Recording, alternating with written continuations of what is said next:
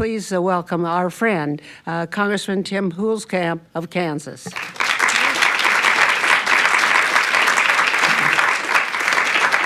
There's three things I want to focus on today.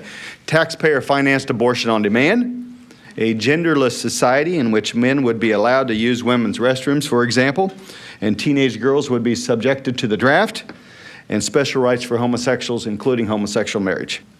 With respect to abortion, the left got from judicial activists on the Supreme Court what they couldn't win at the ballot box. And we'll talk about that a little bit later on the issue of marriage.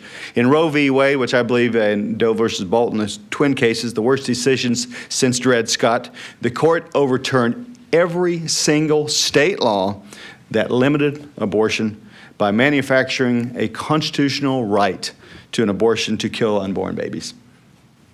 Every single law was overturned immediately. Now, there were 4 states, I'm sad to say one of those is Kansas, that had very few restrictions on abortion. But if you look clearly in the Constitution, you search and search as much as you'd like, there is no article or section that contemplates abortion in any way, but a 7-2 decision upended 50 state laws. And then with a later decision, just a year ago, the left got what they wanted. In their Obamacare was deemed constitutional, which funds abortion. It pays for it.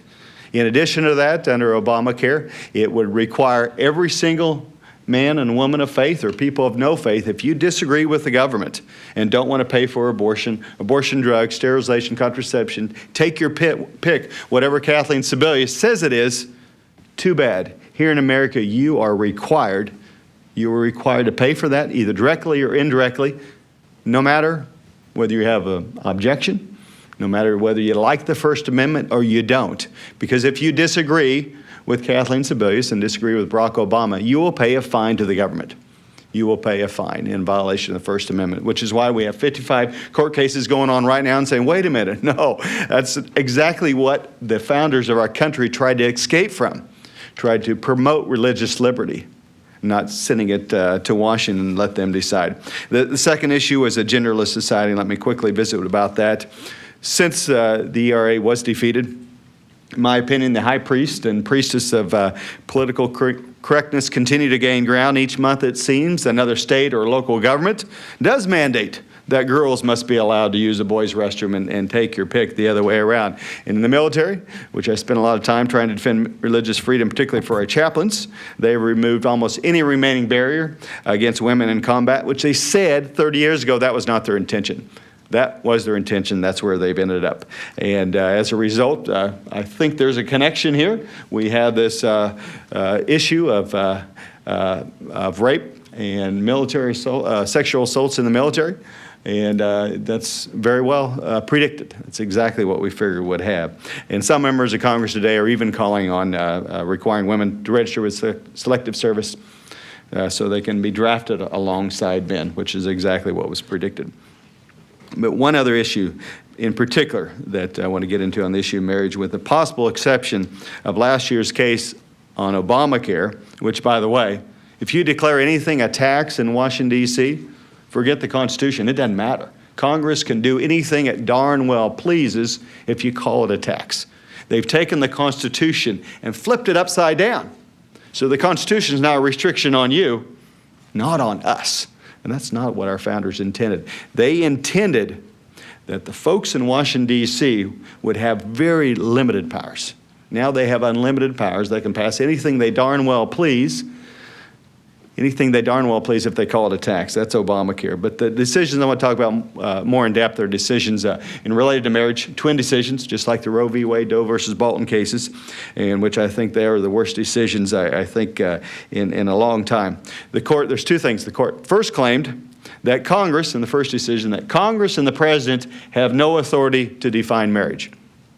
Even though Congress and the President have done that for decades, 1,100 different examples in which the federal government defines marriage as between one man and one woman. So they first said, you cannot define marriage unless you're the Supreme Court. Unless you're the Supreme Court. So the Supreme Court can define marriage, which, by the way, if you are opposed to homosexual marriage, if you support the traditional definition of marriage that every major world religion holds in this world, you are considered, as Justice Kennedy said, you are a bigot. And by the way, if you're one among 7 million Californians who voted to defend traditional marriage, you are specifically a bigot and your votes don't count. In the second decision, that's what they did. They threw out the votes of 7 million Californians. And so on one hand, you're a bigot and the state should decide. On the second hand, you're still a bigot and your votes don't count. Welcome to a runaway court. Welcome to a jurisprudence in which the elites run the show, ladies and gentlemen. They don't want our input. They want to make those decisions. Be passionate in your beliefs. In today's society, if you look around, there's a lot of thought, there's a lot of discussion and arguments, but there's very little passion. The media would like for you to believe, especially Hollywood, that nobody thinks those kind of things anymore. But if you're passionate, I guarantee you, folks will be attracted to your passion, and you have to be persevering.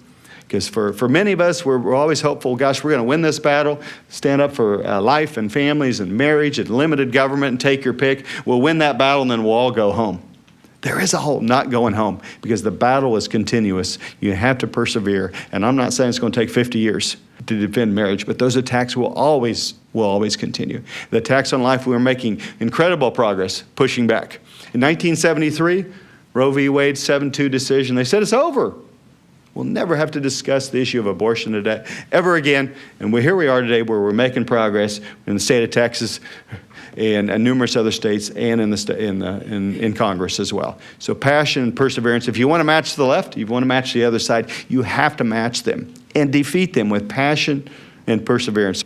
Thank you, Congressman.